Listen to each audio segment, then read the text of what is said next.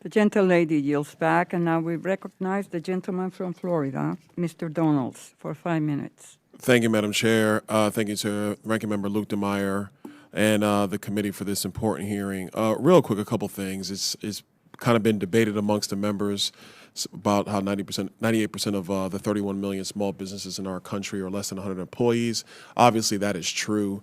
But the other truth is that with the OSHA mandate, which is unconstitutional, by the way, this OSHA vaccine mandate being pushed by the administration would start at 100 employees. The administration's already signaled that they want to push it to all small businesses, not just stopping at those with 100. So let's be very clear for the record what the intention of Joe Biden and his presidency is. I actually want to thank the Fifth Circuit and the other courts that have struck down that mandate because it is unconstitutional. Congress never gave OSHA any authority whatsoever to tell employers what they must require employees to inject into their body. We have such a thing called HIPAA in the United States. It's surprising to me that we have forgotten our HIPAA laws, considering with the fact that we're largely dealing with COVID-19 in the best possible ways.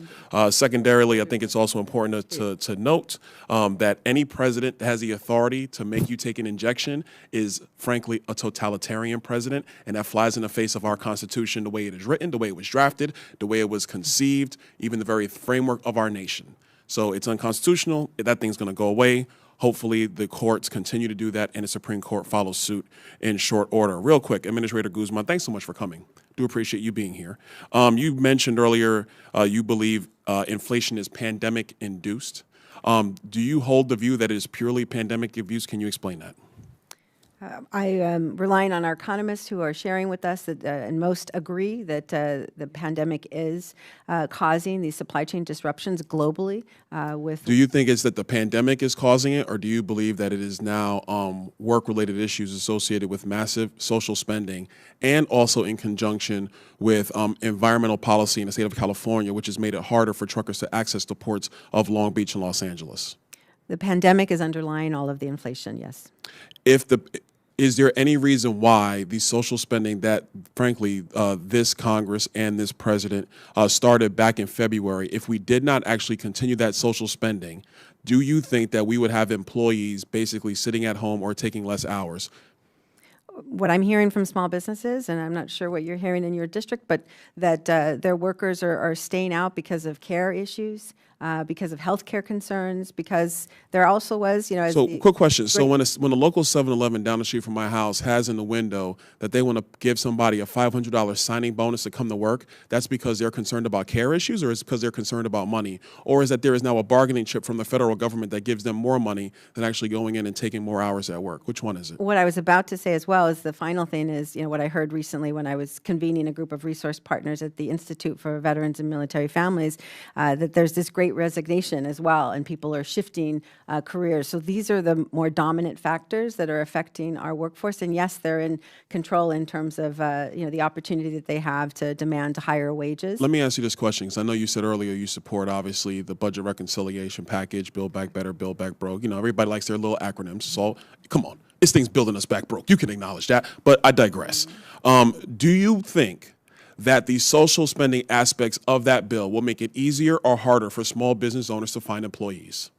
I think actually it'll make it easier, and there are key investments within the Build Back Better framework that involve workforce development, apprenticeships, as well as administrator. I almost gave you a title increase.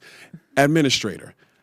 Can we honestly have a conversation and sit here that if you do something like child tax credit, which will give people $300 per child, that's going to make it easier for them to go back to work?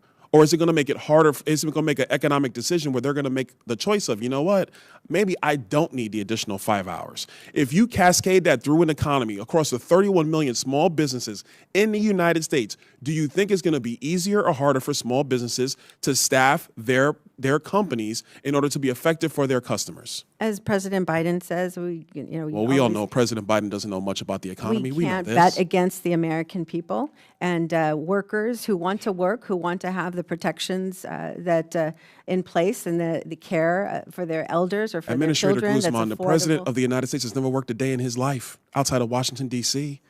You've done more than he has. Come on now. You were a small business owner. If the federal government was providing outsized spending that competed directly with your ability to pay people to come to work, do you think it will make it harder for you as a small business owner, which you were, not an administrator now in the administration? Would it make it easier or harder for you to keep people under your employ? Again, these investments in Build Back Better will strengthen our And I would, workforce. And if you our- excuse me, apologies. the quorum is important in this committee.